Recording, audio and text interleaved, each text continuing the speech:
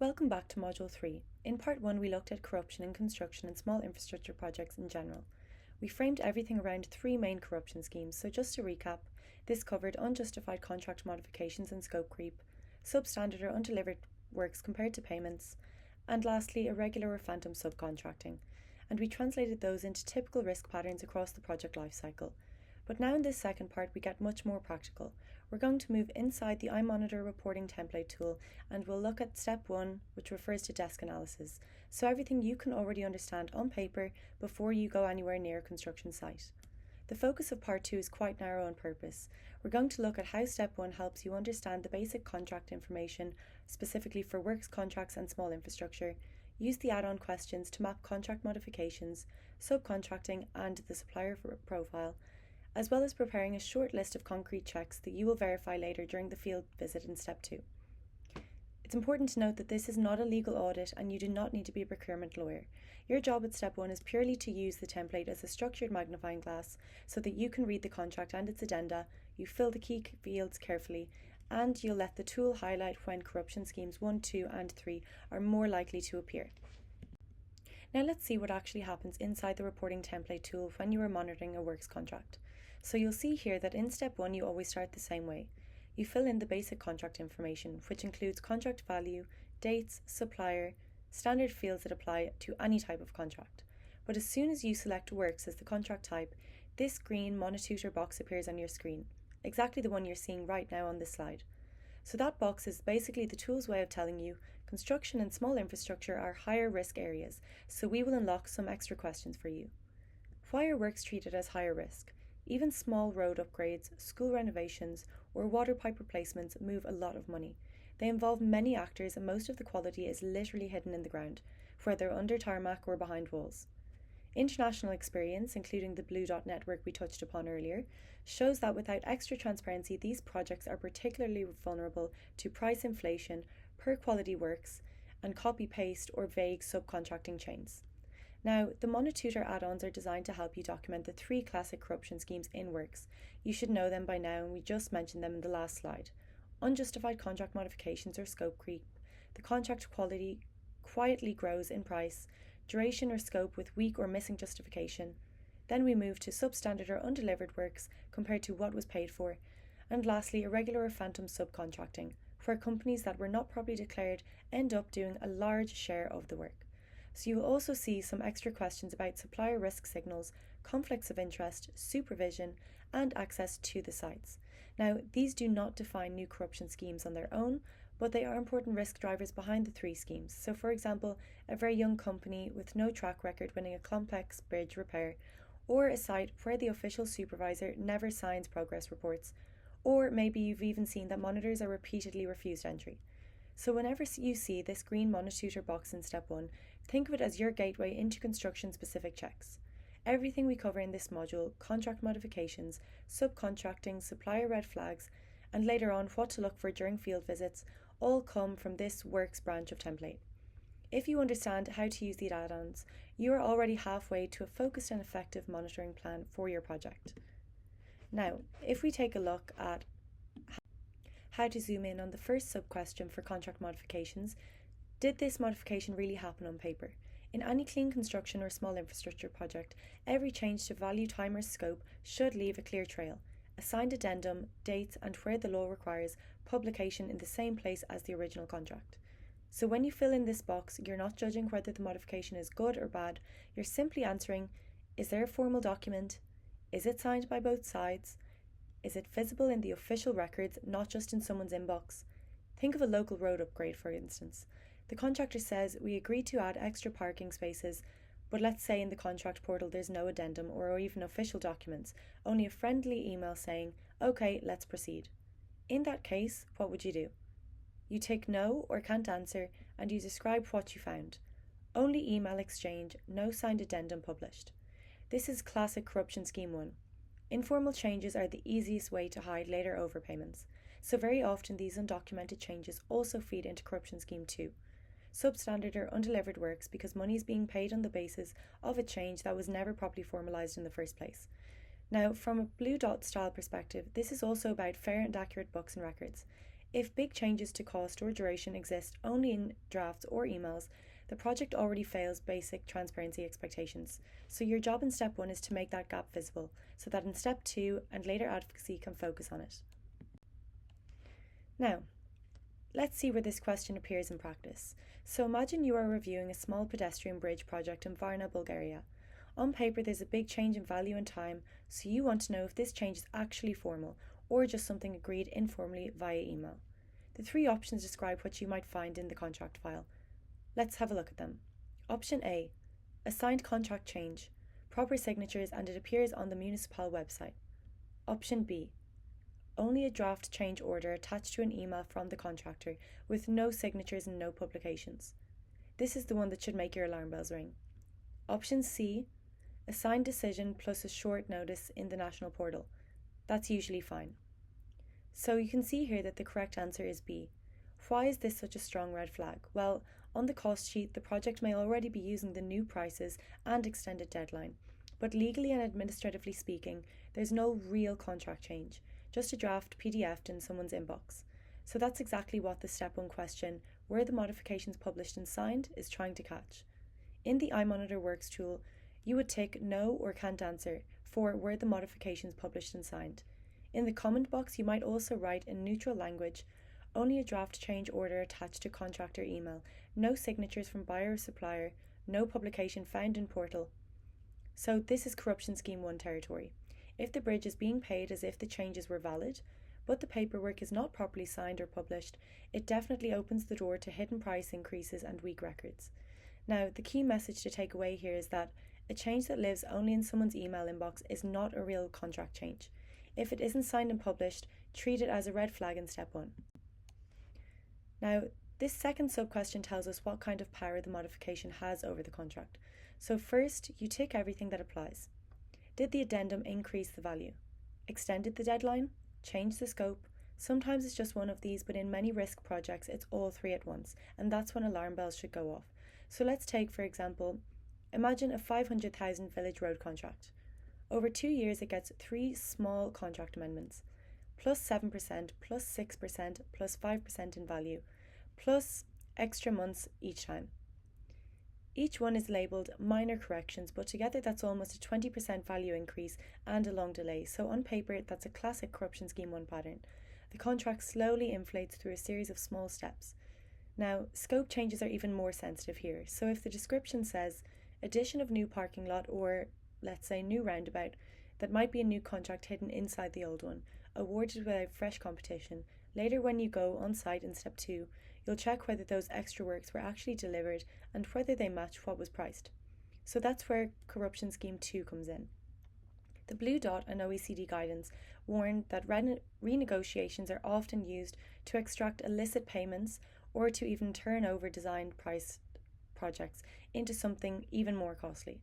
So when you tick value increase here, or time extension, or scope change, you're essentially drawing a simple picture of that renegotiation history. So a few well-documented small changes can be perfectly normal, but a long chain of increases with vague descriptions is exactly where corruption schemes tend to live. Let's move on further to look at the third sub-question, which is where we look at the story behind the modification and ask, does this explanation make sense compared to the size of the change? Now, for corruption scheme 1, the key issue is whether there is actually plausible justification. So 3% value increase with a detailed note saying steel prices rose by X% based on official index, see annex, is one thing. However, a 25% increase and a 6-month extension justified only as technical reasons is something very different. A good justification will usually look like describing the concrete event, so hidden sewage pipes discovered during excavation, or maybe you'll write down flood damage to foundations, link to a legal ground in the procurement rules or contract, and point to supporting evidence, whether that be engineering reports, photos, or risk assessments. But in small infrastructure projects, this matters just as much as in mega projects. So think about a neighbourhood footbridge. If the cost jumps by a quarter, and the only explanation is that optimisation of design, then citizens have no way to understand why they are paying for more. From a Blue Dot style perspective, that falls short of basic expectations on transparency and fair, accurate records. Now later in step 2, you would compare this story with what you will actually see. So were the extra works built? Are they reasonably quality? If the justification looks weak and on site you find a little added value, that's a strong combination of corruption scheme 1 and 2, so extra money and time for very little public benefit. So when you fill in this box in the reporting template, your task is simple. Note whether a written justification exists, summarise it in a few clear words, and mentally line it up with the percentage increase. Strong projects show clear ground for legal and concrete reasons. Weak ones hide behind vague phrases like unforeseen needs, so your role is to capture the difference in a structured way without using legal labels, just by describing what is and is not on the page. Very simple. Finishing off this first section on contract changes, let's take another look at this in practice. So here you see a small roadworks project. The street is still clearly unfinished, as you can see from the image on your right hand side, and in the foreground of the engineer is surrounded by contract change forms and drawings. Take a moment to look at the image and think, what is the most important red flag here from an anti-corruption point of view? I'm not asking whether changes are always bad. We know that in real life there can be genuine technical mistakes or even unforeseen issues that have come up. But what we're interested here in is the pattern. A repeated contract change that increases time and value while progress on the ground remains weak. So the correct answer here is the option that points to several contract changes in a row, each adding more money or time with vague reasons, even though the road is still far from finished. Why is this a red flag? In our language, this is corruption scheme 1. On paper it looks legal, everything is on a formal and duly signed form, but the combination of repeated increases in cost and duration and no visible improvement on the site suggests that the contract is being used as a flexible money hose, so they call it. So in the iMonitor reporting tool, this links directly to step 1b, contract changes. The fields here where you tick that what changed, so price, time, scope, and record just the short justifications in the form. Step 2, which refers to modifications in practice, the question, do on-site changes correspond to signed price modifications? When you see a situation like this in real life, you're not accusing anyone. You simply log each change as a separate entry.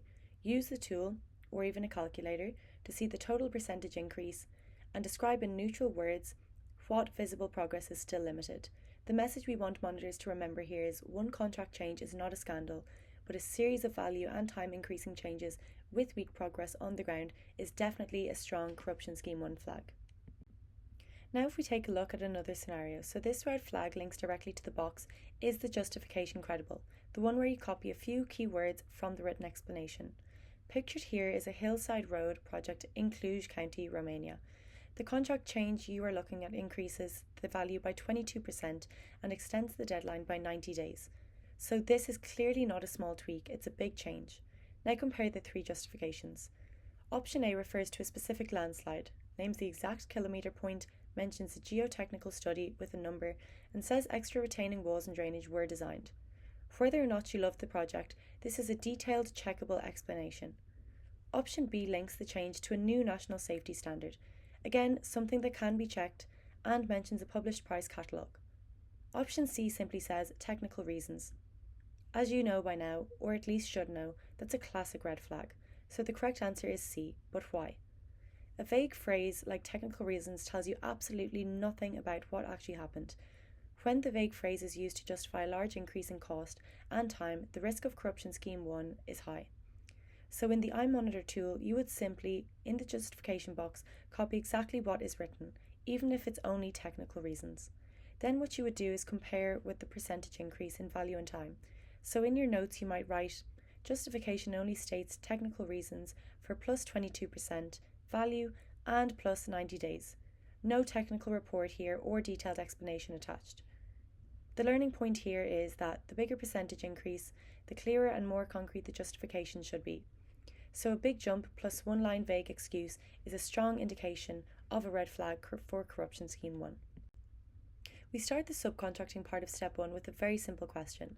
Does this contract formally use subcontractors or not?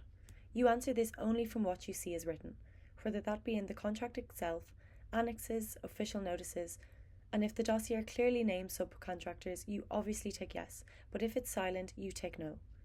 However, sometimes there are hints like subcontractors may be used, but no clear statement, so this is where you would tick can't answer and explain why. So for small infrastructure such as a village road, a school roof repair, or even a drainage upgrade, genuine subcontracting is normal. A local firm may bring in a specialist for tarmac, guardrails, or drainage pipes. That's not corruption in itself, but what matters for Corruption Scheme 3 is when the picture is fuzzy. So the contract talks about subcontracting in very general terms but never actually names anyone. Or maybe you've seen that the project is technically demanding, yet the contract pretends the main contractor will do everything alone. Both situations create perfect cover for what are known as mystery companies to appear later on. Friends of officials, companies linked to politicians, or shell firms that only exist on paper. So this first question tells us, is there a clear official decision on subcontracting, or are we already in the grey zone? So here you move from is there subcontracting to who exactly is doing what and for how much. First, what you would do here is you copy what the contract says. Each subcontractor's name and the value of their part. The tool then calculates the total value subcontracted and the percentage of the contract that has been outsourced. So for a straightforward small bridge or even a 2-kilometre local road, some subcontracting is normal. Let's say maybe 20 to 30% of the value for specialised tasks. But if you see that 70 to 80% of the contract value is subcontracted to one firm, you should definitely be asking yourself, is the officially awarded company just a front? This is a classic pattern for Corruption Scheme 3. A politically connected prime wins the tender, then passes almost everything to another company that has never actually been vetted through the competition. So the opposite extreme can also be suspicious. Let's imagine a €1 million road rehabilitation with drainage and traffic lights, but the contract shows zero subcontracting. In many systems that's technically possible, but for a small local firm it may be unrealistic. Later in step 2, if you see lots of other companies' logos on site, you'll definitely know the subcontracting picture on paper was incomplete. So the percentage also matters for Corruption Scheme 2 here. When too much is outsourced to low margin subs, quality often drops, leading to cheap materials, thin tarmac layers, making roads weaker for heavier vehicles like tractors or trucks, more susceptible to damage from poor finishing, and so on. Step 1 gives you the structure, but step 2 will definitely tell you whether the works match this picture. Now that you know how to read the subcontracting percentage, let's test it on a real case study from Poland. This links directly to your step 1 questions on, does this contract use subcontractors, and what share of the works is subcontracted? So imagine a small town square renovation in Poland. It's a very simple project, repaving the main square, some drainage, benches and lighting, not a mega bridge.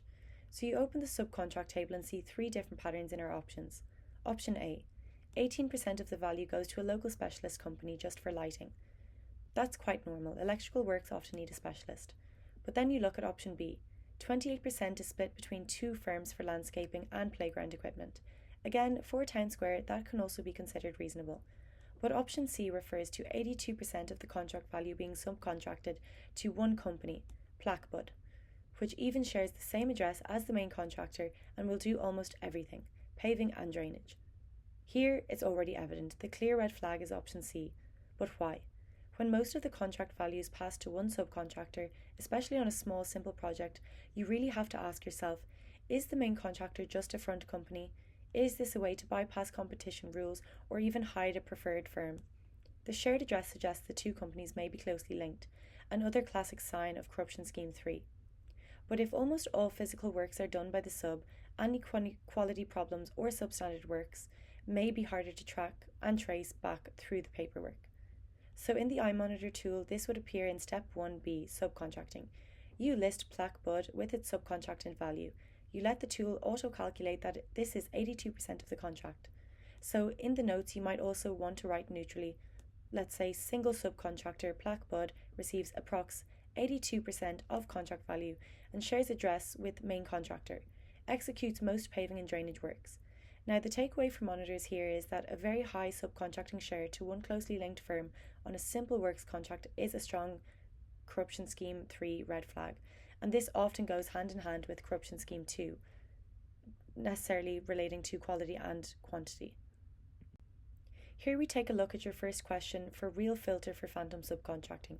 So in a healthy small works project, resurfacing a street, building a bus shelter, extending a school, any subcontractors that are known from the start should be clearly named before implementation takes place, either in the contract or in an official notice. So what you would tick here is yes when every subcontractor doing planned work is named and you can see them in the documents. no when the contract mentions subcontractors but uses formulas like to be agreed or even leaves the annex with names completely blank. Here you would also say can't answer only when you simply don't have the annexes or notices that should actually contain the information. So why is this information linking to Corruption Scheme 3 relevant? Because unnamed subcontractors are exactly where friends and shell companies appear. A councillor's company that quietly takes over the tarmac works. A rent-a company that invoices for supervision but never actually comes to the site itself. At step 1 you don't accuse anyone, you just record. So subcontractor annex is missing, or text says subcontractors will be named later. Then in step 2 you compare that with reality. Which company logos and vehicles are actually on site? If the field picture is full of names that never appear in the contract, you're right in Corruption Scheme 3 territory. But sometimes you don't even need to wait for the site visit to see the problems. Photos, social media posts, Google Street View, or even progress reports may already show other companies' names that you never noticed before. So use this question whenever you notice a logo on machinery or workers' vests, a company name on a site fence, or firm's stamp or a signature in a progress report that doesn't necessarily match and appear as supplier or subcontractor in the contract dossier. So here you would tick yes and describe the basics in neutral language. Let's take Roadline Limited logo on cement truck and photo attached to Progress Report 2, taken May 2026, or even Electric Fix XRL, signature on electrical test report. This is a key symptom of Corruption Scheme 3. Companies that actually build the road, bridge or drainage system but never went through proper selection. Sometimes they belong to the same owners as the main contractor, but sometimes you'll see them linking to local politicians or even civil servants. But this also touches on Corruption Scheme 2. Mystery companies are often used when the official contractor underprices the bid and then pushes the firm to work to cheaper, lower quality. Again, you're not deciding legality. Your job here is to show clearly where the field reality is and the official contract diverge, so the authorities or journalists can focus their checks there. Now, once you've spotted a mystery company, as we mentioned, this table helps you turn that observation into solid recheckable evidence.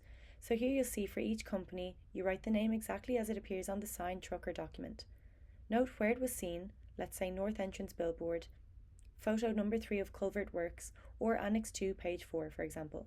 Then what you would do is add the date and time, and describe the type of proof, logo on PPE, vehicle marking, signature, PDF metadata, and so on.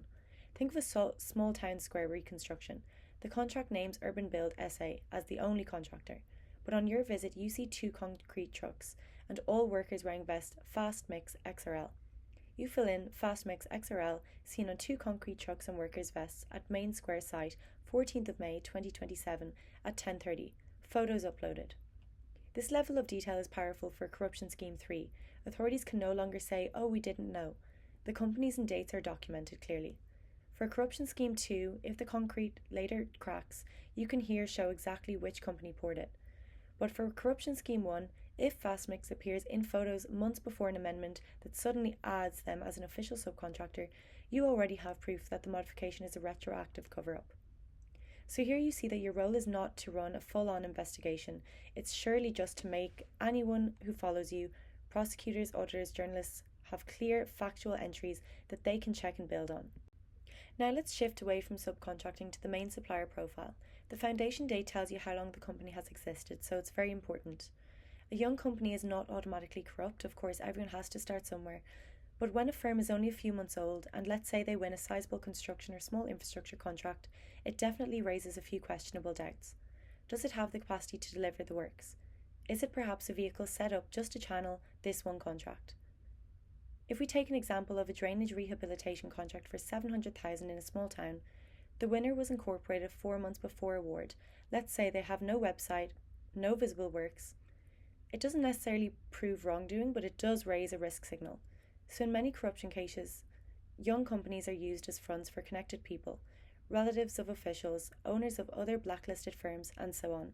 These profiles often show up later in Corruption Scheme 1, since the young firm underprices the bid, then needs repeated contract increases to survive. In Corruption Scheme 2, it lacks experience and cuts corners. Very evident.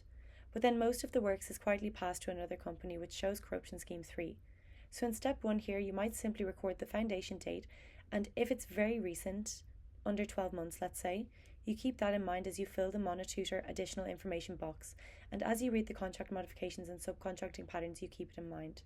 Make sure to use official sources such as the registry, company profiles, etc. Here you see the iMonitor box, which is your parking space for everything that looks risky around the supplier but doesn't actually fit neatly into the earlier field we went through. So here's where you would use it to find, for example, no trace of real business activity. Maybe they don't have a website, no signage at the registered address, and it's just an apartment. The same owner showing up in several firms that bid for similar small works. Let's say even the supplier's director is also a member of the municipal council, or the company appears on a national blacklist or has been fined for poor performance in other contracts. In construction and small infrastructure, this is very common. One group of people controls a design office, or maybe even a works contractor and a supervision company. But if the winning contractor and the project designer share an address or shareholders, you note it here. That's the classic favouritism and conflict of interest risk. Again, does not necessarily amount to corruption, but often sits behind our 3 corruption schemes. The key rule is to be strictly factual. You never write this is a corrupt network. Instead, you write supplier X and supplier Y share address. Company registry shows Mr. A as shareholder in both. Managing director of supplier X is councillor in XYZ town, according to official council website. Company listed on procurement portal is debarred 2023 to 2025 for non-performance. These patterns explain why later you might see generous corruption scheme 1 modifications in favour of the supplier, maybe even tolerance of corruption scheme 2 substandard works, or perhaps acceptance of corruption scheme 3 phantom subcontractors linked to the same group. So this box doesn't create a new type of corruption scheme, but it documents the context and relationship that help authorities, journalists or auditors understand why certain contracts, modifications and subcontracting decisions look so suspicious. Thank you for staying with me through part 2 of module 3. In this session we took the 3 corruption schemes from part 1 and plugged them directly into step 1 of the reporting template tool for construction and small infrastructure projects. Firstly, we focused on contract modifications. You saw how 3 simple questions already tell you a lot. Is there a real signed and published addendum or only informal emails? What exactly does the modification change, whether that's in value, time or scope? Is there a credible written justification and does it match the percentage increase? So for a village road, a footpath or drainage upgrade, this is where corruption scheme 1 lives. Serial small increases that quietly add up, big jumps in value or time with copy-paste reasons like technical needs, or scope changes that look like a new contract hidden inside the old one. Secondly, we dug into subcontracting. That's where you learned how step 1 helps you answer how much of the contract has been subcontracted and to whom. Are all subcontractors named before works start? Do we already see mystery companies in photos or documents that aren't listed anywhere? This is the core of corruption scheme 3, a politically connected prime passing most of the value to another firm, subcontractors only appearing late via amendments, or companies actually on site that never went through proper selection. So by using the follow-up table, name, where seen, date, time, type of evidence, you also learned how to turn those mystery companies into solid checkable entries that can later support work on corruption scheme 3, corruption scheme 2, and sometimes corruption scheme 1. Thirdly, we looked at supplier risk profiles. Fields like foundation date and the iMonitor additional information box help you notice very young companies which win sizable construction contracts, linking to officials or politicians or even family members. Also clusters of firms with the same address, owners of contract details, and histories of sanctions or blacklisting. These are not corruption findings but themselves. They are risk drivers that often sit behind all 3 schemes in small infrastructure projects, where there be generous modifications, tolerance of poor quality, works, acceptance of phantom subcontractors and so on. So if we condense part 2 into 3 questions for step 1, are the modifications properly documented and plausibly justified? Is the subcontracting picture complete and realistic, or are there signs of phantom actors? And does the supplier profile look solid, or are there signals that help explain why these schemes might appear later? In part 3, we'll carry all of this into step 2, the field visit. That's where we stand on the road, the square, or the school site and ask ourselves, do the works we see match the modifications and quantities approved on paper? Do the company logos and people on site match the suppliers and subcontractors you recorded in step 1? And lastly, is there visible supervision, or whether the site effectively is unsupervised? In short, part 3 is about testing whether the paper trail and the construction site tell the same story, and using our 3 corruption schemes to interpret any gaps. They'll be important. Thank you for completing part 2 of module 3. Before you start the next video, you might want to think of one real project, a small road, park or school renovation, and imagine how its contract modifications and subcontracting would look in step 1. Bring that mental example with you again into part 3 so the field visit checks feel even more concrete.